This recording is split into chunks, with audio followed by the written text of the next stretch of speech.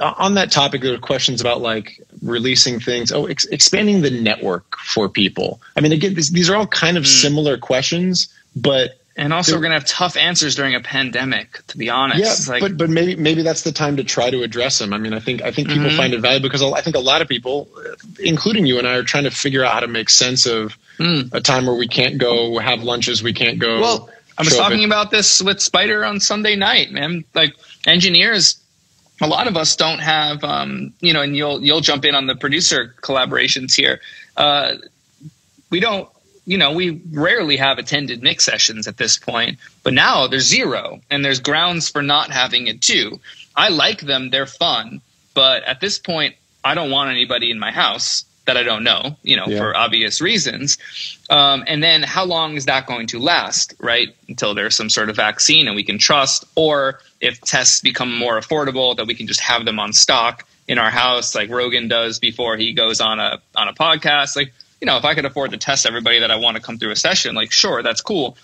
But it's really a bigger thing of why are people staying in LA? Why are people staying in a high rent, you know, high mortgage valued property city when you're not getting out of the city what we were 6-7 months ago, right? Yeah. We're not meeting people at the coffee shop or at a bar or at a restaurant, running into someone that like, oh, we've been meaning to connect, but here we are. Oh shit, we should jump on something together and have that organic one, not that networking at the fucking Grammy party like bullshit that people do. It's like that, cancel that shit. That's fucked up. But there are organic meetings where, you know, for example, this did happen recently at a coffee shop, masks on, and I meet this guy that's like delivering olive oil, Dave, and he just so happens to also be a producer, and then like we connected on things. Like he's a super cool dude, and you know I met him through olive oil, and you know maybe we'll work together on something one day, right? And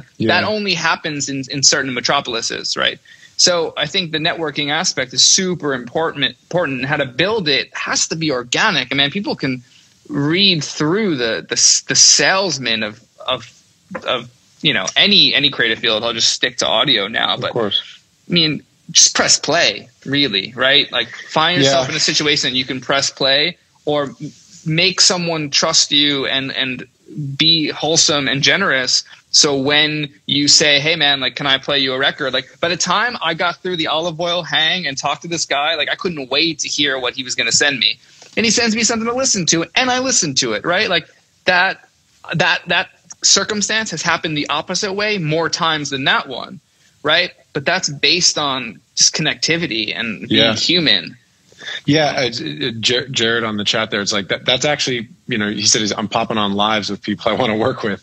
You know, I've been DMing with him. It's like that's part of the new way. I mean, if you can't be in person with people in the same way, you just got to figure out something. I mean, I think the idea of trying to offer value to people, trying to send your work to people, trying to ask for advice, but really trying to offer value. And that's something that I've been thinking about a lot in the last few weeks, talking to a few people. If you can actually propose things where it's like, I'll do, that's how I mean, I don't know if it would have happened otherwise, maybe it would have, but that's how I got in with Eric Valentine's. I just showed up and I was like, I'll do anything you want. I'll sweep your floors. Do you have interns who do anything? And he's like, well, we don't really, but just stay in touch. I think I called him every 2 weeks for 6 months because he said stay in touch. So I'm taking advantage of it. I mean, sure. Take advantage of whatever kinds of things that you can get in this time where everybody is finding it difficult. Everybody. You're not alone in it. So don't feel like you're failing if you're not out there networking and things like that, because it's a crazy, crazy time right now. And we may be at a place in 6 or 8 months where unemployment in LA and New York and places like that are still in the 20+%, and people just start leaving. There might be new places that people make records, or people will just figure out things like, you know, again, like doing these lives. And like Jared was saying in the chat, trying to link with people, send, you know, it's the Gary Vee style, send 1,000 DMs to people, and don't make it, you know, blanket, but like hustle. I mean, that's the part of the hustle that I guess. I think you have to do that kind of stuff. It depends what you're doing in the process of doing things. And so if you're just kind of bullshitty throwing things at people, but like how do you make up for not running into people at coffee shops? I wonder how many people are like me. I mean, I'm not really looking in my DMs for help. I am. That. You guys can all hit me up. And at least again, it's like everybody's going to be different. And maybe you send out 100 DMs or 1,000 DMs and you get one person back, but at least that person's going to push you a little bit. I find even just, it has to be genuine. Like at least some of that stuff is at least going to be encouraging and making you understand that it's a tough time for everybody and we're all kind of trying to figure it out. I mean, I really do feel like, and it's something that you started with the conversation stuff and we're starting with this thing.